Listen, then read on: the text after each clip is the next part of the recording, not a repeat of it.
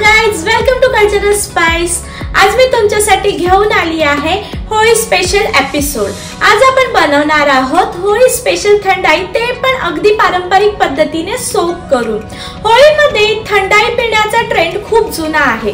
थंडाई आणि रंग ह्याच्याशिवाय कोणीच होळी इमॅजिन नाही करू शकत। तर अशी ही थंडाई फक्त टेस्टीच नाही तर आरोग्यासाठी पण खूप उपयोगी आहे। तर आता होळीपासून उन्हाळ्याचे दिवस चालू होतात, तर ह्या बदलत्या ऋतूमध्ये शरीराला थंडावा देण्याचं काम ही थंडाई करते। ह्यात आपल्या शरीराला थंडावा देणारे सगळे इंग्रेडिएंट्स असतात आणि आपण ह्यामध्ये ड्रायफ्रूट सोक करून घेतो। सो त्यातील उष्णता निघून जाऊन ते आपल्या शरीराला कूल असा इफेक्ट देतात आणि याबरोबरच थंडाई पचनासाठी पण खूप फायदेशीर ठरते। ह्यामध्ये आपण बडीशेप, काळी मिरी, खसखस हे सगळे पदार्थ वापरतो। सो ते आपल्या पचनासाठी पण खूप मदत करतात। आजकाल मार्केटमध्ये खूप प्रकारचे instant thandai premixes, instant thandai recipe लोक वापरतात।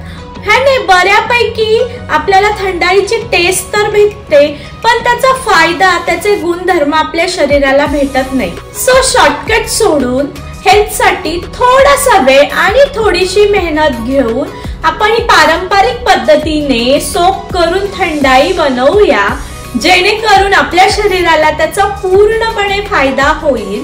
सो लेट्स गेट स्टार्ट आणि आपण आपले इंग्रेडिएंट्स बघूया। तर थंडाईसाठी मी इथे घेतलेले आहेत अर्धा कप बदाम, अर्धा कप काजू, अर्धा कप पिस्ता। इथे मी अर्धा कप मेलन आणि पंपकिन सीड्स घेतलेले आहेत। हे बघा मिक्स घेतलेले आहेत मी इथे अर्धा कप। मी 1 टेबलस्पून बडीशेप घेतलेली आहे।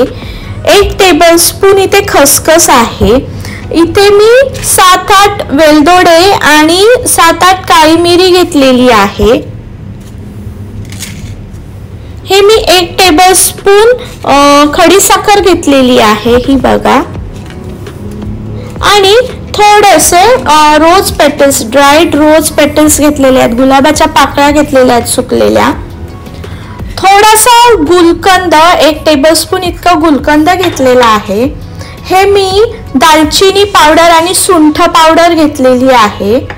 थोडंसं केशर भिजवलेलं दूध घेतलेलं आहे। ही थोडी अर्धा कप साखर आहे आणि हे अर्धा लिटर दूध घेतलेलं आहे मी इथे। तर सगळ्यात पहिले एका बाउल मध्ये मी घेतलेले सगळे ड्रायफ्रूट, सीड्स, खसखस, बडीशेप, खडी साखर, इलायची, काळी मिरी, रोज पेटल्स हे सगळं एकत्र करून घेतलं। आपल्याला ड्रायफ्रूट्स आता सोक करायचे आहेत। सो मी 1 ग्लास ह्यामध्ये पाणी ऍड केलं, जेणेकरून सगळे ड्रायफ्रूट्स हे सोक होतील व्यवस्थित। आणि मिक्स करून त्याच्यावर झाकण ठेवून हे आता आपल्याला कमीत कमी 8 तास सोक करायला ठेवायचं आहे। मी याला ओव्हरनाईट सोक करून ठेवलेलं, तर तुम्ही बघू शकता आता 8 तासांनंतर हे व्यवस्थित सोक झालेले आहेत। हे ड्रायफ्रूट सगळे बघा साईज मध्ये असे डबल झालेले आहेत। आता हे ड्रायफ्रूट्स मधलं पाणी आपल्याला गाळून घ्यायचं आहे एका चाळणीमध्ये, सो दॅट मिक्सर मध्ये पेस्ट करून घ्यायला इझी होईल। हे पाणी टाकून द्यायचं नाहीये, तर हे मिक्सर मध्ये वाटताना थोडं थोडं पाणी ऍड करून आपल्याला स्मूथ अशी पेस्ट बनवायची आहे। मी इथे ही स्मूथ अशी पेस्ट बनवून घेतली आहे। यामध्ये मी आता गुलकंद आणि सुंठ आणि दालचिनी पावडर ऍड करून परत एकदा मिक्स करून घेते आहे मिक्सर मध्ये। हे बघा, हे माझं मिक्सचर थंडाईचं रेडी आहे। अशी फाईन स्मूथ अशी पेस्ट तयार झाली आहे। ही थंडाईची पेस्ट मी एका बाउल मध्ये आता काढून घेते। हे आपलं थंडाई मिक्सचर तयार आहे। हे थंडाई मिक्सचर तुम्ही 2 ते 3 दिवस फ्रीज मध्ये स्टोर करू शकता आणि तुम्हाला हवं तेव्हा दुधामध्ये मिक्स करून तुम्ही थंडगार थंडाई एन्जॉय करू शकता। आता आपण बनवूया ह्याच्यापासून थंडाई। त्यासाठी मी गॅसवर दूध गरम करायला ठेवला आहे. आता त्यामध्ये केशरवालं दूध आणि साखर ॲड करून मिक्स करून घ्यायचं आहे. दुधाला उकळी आली की त्यामध्ये 2 टेबलस्पून हे बनवलेलं थंडाई मिक्सचर मी ॲड करून घेतेय आणि व्यवस्थित मिक्स करून त्याला कमीत कमी 10 मिनिटं बॉईल करून घ्यायचं आहे, सो दॅट तो थंडाईचा फ्लेवर दुधामध्ये मस्त उतरेल. 10 मिनिटं झाल्यावर मी गॅस बंद करून दूध थंड करायला ठेवलेलं आहे.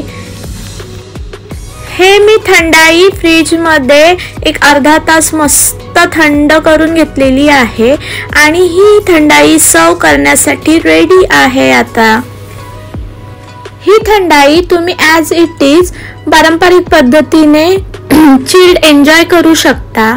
मी इथे थोडेसे रोज पेटल्स आणि पिस्ता केशर याने गार्निश करून घेतलेली आहे आणि तुम्ही थंडाई ॲज अ थंडाई फालुदा म्हणून पण एन्जॉय करू शकता. तर फालुदा बनवण्यासाठी मी एका ग्लासमध्ये आधी रोज सिरप ॲड करून घेतला आहे. त्यावर सोक केलेल्या सब्जा सीड्स ॲड केल्या आहेत. त्यानंतर फालुदा नूडल्स ॲड करून वरून थंडाई मिल्क स्लोली टॉपअप केला आहे. त्यावर पिस्ता कुल्फी स्कूप करून घेतली आहे आणि शेवटी पिस्ता क्रश आणि रोज पेटल्सने गार्निश केला आहे. अशा प्रकारे आपला थंडाई फालुदा तयार आहे. तुम्ही पण या होळीला ही ट्रेडिशनल थंडाई किंवा हा थंडाई फालुदा नक्की ट्राय करा आणि मला कमेंट बॉक्स मध्ये नक्की सांगा तुम्हाला ही रेसिपी कशी वाटली ते. तोपर्यंत बाय बाय. आणि अशाच अजून रेसिपीजसाठी मला लाईक शेअर आणि सबस्क्राईब करायला विसरू नका.